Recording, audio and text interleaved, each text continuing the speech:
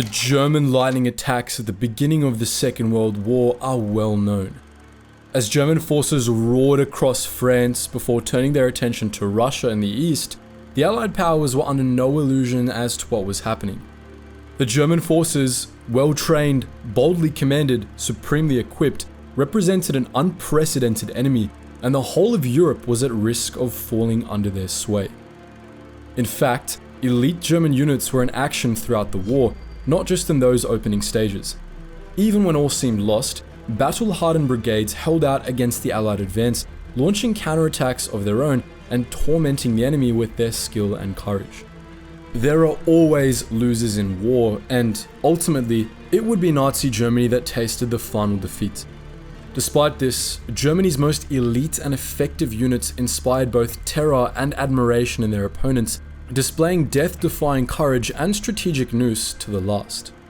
Today, we're going to be shining the spotlight on 7 of these units and understanding just what it was that made them so formidable.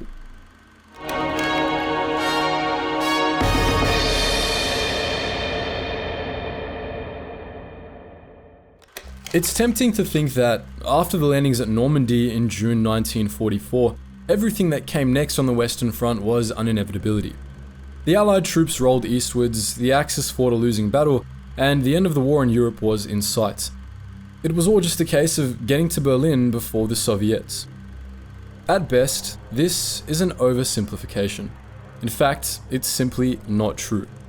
In the winter of 1944 to 1945, Hitler felt he could still achieve a victory of sorts in Europe. By bringing the Allied advance to a halt, by pushing them back through Belgium on what was termed the Northern Shoulder, he could shatter the enemy morale and sue for a peace that would preserve the integrity of the German fatherland. To do this, he needed his best troops, his most capable units. And they didn't come much better or more capable than the 1st SS Panzer Division Leibstandarte SS Adolf Hitler, known as the LSSAH. The LSSAH had done it all. They'd seen it all. Formed as Hitler's bodyguard in 1933, the LSSA wielded the long knives during the Röhm Purge, swearing complete loyalty to their leader. The brutality of the unit on the night of the long knives gave the force a fearsome reputation. A reputation galvanized by their actions in chasing down retreating Allied units at Dunkirk in 1940. The unit was in action at Kiev and Rostov during the invasion of the USSR, and then again at Kharkov and Kursk as the Red Army pushed back. They hounded the partisans of Yugoslavia during Fallschirmjäger and bitterly resisted the Allied invasions of 1944 at Caen, Falaise, and then Aachen. Battle-hardened, well-drilled, and unwaveringly loyal, it was the Leibstandarte Adolf Hitler who would spearhead the Axis breakout in the Ardennes, pushing along that northern shoulder to Antwerp. With Jochen Peiper's Kampfgruppe Peiper at its head, the LSSAH vanguard rolled through the American defenses, the formidable armor of the Panther tanks withstanding a withering Allied onslaught as the panicked Americans threw everything they could muster at the column. Peiper's attack would stall, finally, on the road to Stourmont. The Allies would contain the offensive and push back into Germany. The march to Berlin would continue, but the Germans had proven that, even as the war entered its final months, they had elite units within their ranks, and these elite units weren't going down without a fight. The LSSAH formed the vanguard for the advance at Stourmont, but they weren't alone. Behind them was another SS Panzer Division, the 12th SS Panzer-Hitlerjugend. The Hitlerjugend, or Hitler Youth, is well known as a grassroots movement of political organization and indoctrination, bringing a fresh crop of eager young Germans into the Nazi orbit. But the youth movement was more than this. It fed directly into a formidable fighting unit. The loss of the 6th Army at Stalingrad in 1943 was a major blow for Germany. The Germans had significant resources, but their manpower was finite, and the war effort needed more Germans armed and in uniform if it was to avoid disaster. On May 1st, the first group of 8,000 Hitlerjugend volunteers assembled. This was not the ragtag collection of youngsters that would characterize the desperation at the Battle of Berlin in 1945. After 2 months of intensive training, the first group of Hitlerjugend was ready for service. By September 1st, the Hitlerjugend Division numbered 16,000. On June 6, 1944, Allied forces landed in their thousands on the beaches of Normandy. They were opposed by fierce German resistance along the Atlantic Wall, but the landings were successful and the Allies gained a valuable beachhead in Western Europe. The advance would now begin. Among the units waiting for the Allies was the 12th SS Panzer Division, Hitlerjugend. Fresh-faced and full of confidence but lacking in combat experience. While there were veterans amongst their ranks, only 3% of the division were over 25, and almost 2/3 were not yet 18. We could foresee what lay ahead, a veteran soldier would later say, but the fine young grenadiers by contrast glanced smiling at us. They had no fear and trusted in their strength and innate aggression. The next day, the HJ would have their engagement. As the Canadian 3rd Division advanced on the Capriquet airfield, the 12th SS Panzer was ordered to attack. They caught the Canadians by surprise, knocking out their lead tanks and scattering the advancing troops before the Allied artillery could even get a bead on their position. The frenzy of combat, mixed with youthful exuberance and unfaltering dedication to the cause, produced a heady cocktail in the young troops. Once unleashed, they proved difficult to rein in. All had the will to reach the sea, a commanding officer said. It was difficult to get them back on the leash again. The order to fall back was met with disbelief, and as a result, was followed only after a long delay. The Hitlerjugend had fought with bravery and tenacity. They had not achieved a sweeping victory the naivety of youth craved, but most of them would live to fight another day. In the advance on Stoumont with the LSSAF, and then at Budapest when the division was switched to the east as the two fronts squeezed Germany into a tightening vice.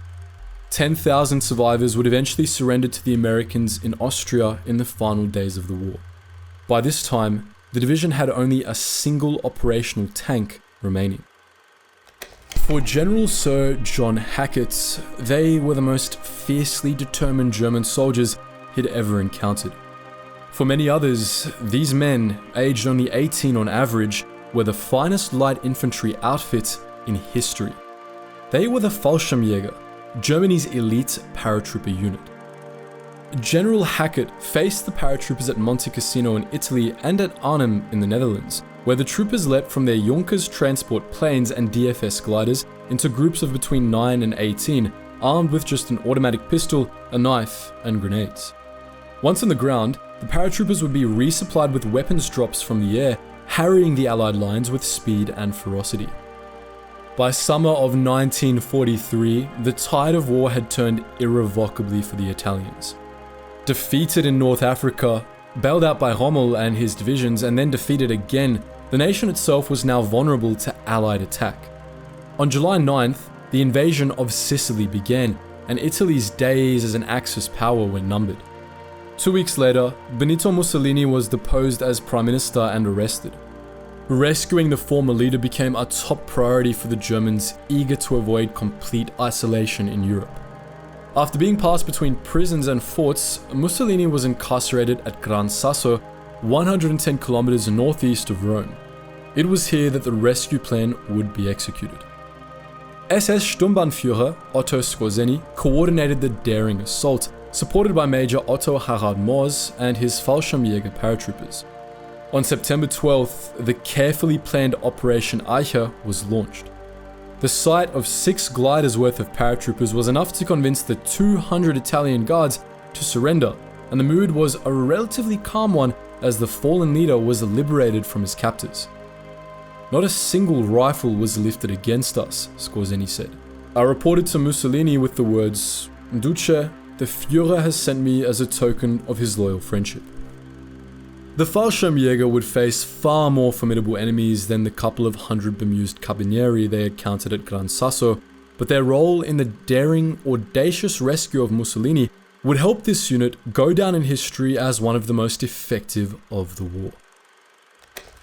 The Gespenster Division, the Ghost Division, attacked fast and they attacked hard, using the element of surprise to strike terror into the heart of the enemy. They also favoured night attacks, sowing confusion and destruction in equal measure as they emerged from the gloom to catch Allied forces unawares. With Erwin Rommel at their helm, they were close to unstoppable in the early months of the war. In May 1940, Rommel's 7th Panzer Division breached the Maginot Line extension. The symbolic defensive structure designed to halt aggression from the east was largely bypassed by the speed and maneuverability of the German Blitzkrieg, which focused on the line's weaker extension north of the Longuyon. Rommel and the 7th Panzer smashed through this line of pillboxes and anti-tank defenses, knocking the French 9th Army and the 11th and 2nd Corps out of the war.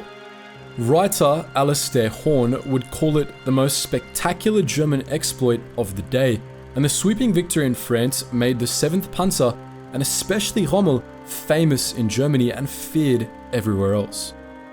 Even after Rommel was sent to Libya to command the Africa Corps, the Ghost Division remained a formidable opponent. Under the control of General Hans von Funk, they tore through Eastern Europe and into the Soviet Union during Operation Barbarossa before being rotated out of the line in May 1942. Their return to the Eastern Front in 1943 essentially spelled the end for the 7th Panzer. They fought bravely and ruthlessly, but suffered enormous losses at the Battle of Kursk and struggled with a lack of resources and experienced personnel. Defensive actions at Kiev and a brief offensive at Zhytomyr further weakened the 7th, which became a shadow of its former redoubtable self. Still, no one who faced the Ghost Division during the devastating victory in France in 1940 and lived to tell the tale could ever forget the experience. If the various panzer units at Germany's disposal were good, then the Panzer-Lehr-Division was, on paper at least, the best. In December 1943, Potsdam, the Germans' premier tank instructors assembled to create a new armoured division. Around this nucleus, a fighting force made up of panzer demonstration units is formed, a division that featured the most talented, most capable tank crews available to Germany at that time. They were also one of the best equipped, receiving the latest hardware before other units were allowed to get their hands on this weaponry. Even with this supreme expertise and one of the foremost equipment rosters of any German unit, the Panzer-Lehr-Division struggled to repel the Allies in France in June 1944.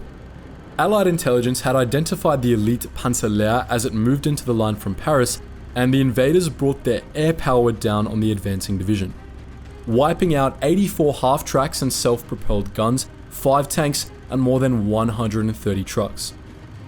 Months later, a new battle line had been drawn. Now, the German division sat upon the frontier of the fatherland, protecting their nation's borders from the onrushing Allies. But as we've seen in the stories of the LSSAH and Hitlerjugend, hope had not yet been extinguished. There would be another offensive, one that, it was hoped, would derail the Allied juggernaut for good. The Ardennes Offensive, or the Battle of the Bulge. Here, the Panzer-Lehr under Fritz Bayerlein were given their objective, to cross the Meuse River in the Gewandtenat sector at the southern extent of the 5th Panzer Army's zone of control. Between the Panzer-Lehr and the Meuse was the US 28th Infantry Division. As the Ardennes Offensive entered its second day, December 17, 1944, the Panzer-Lehr struggled to make progress. Still not recovered from the assault at Normandy, and with one of its battalions stationed in Hungary, the Panzer-Lehr was a weakened force. Engaging the Americans in 3 separate locations, the division found itself split, but by December 18th, it was on the move again toward Bastogne. The following day found the division only 4 miles short of its objective. But communication had become difficult. Bayerlein, aware of the movements of the American Combat Command Reserve 9th Armored Division, feared he was surrounded. He launched an assault, inflicting horrific casualties on the Americans, but delaying the final assault on Bastogne. Over the coming days, the Panzer-Lehr would push westwards ever closer to their goal, but they would be split again by the Allied garrison holding out at Bastogne.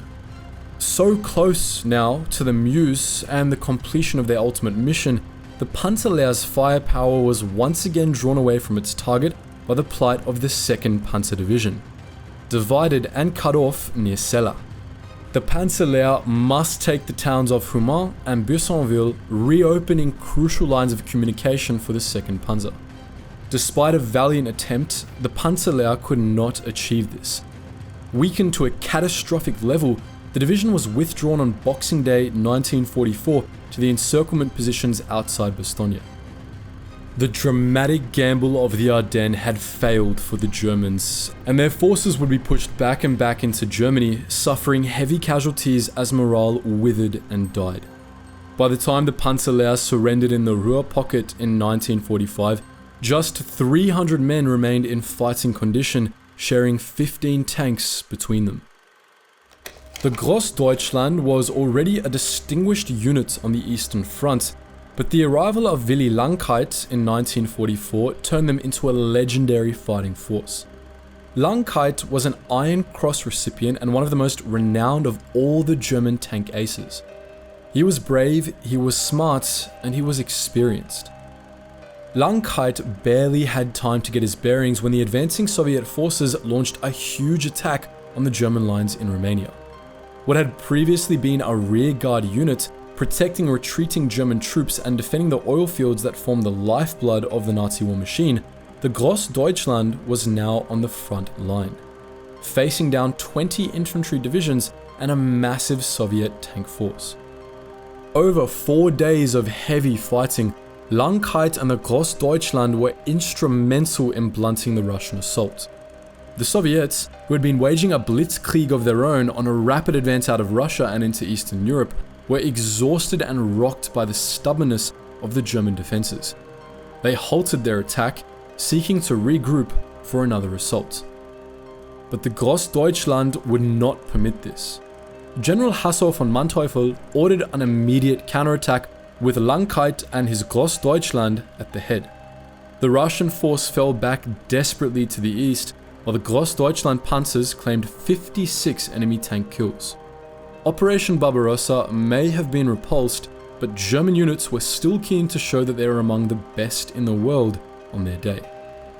For the men of the 6th SS Mountain Division Nord, the frigid winter conditions of Alsace and the Vosges Mountains would have felt familiar.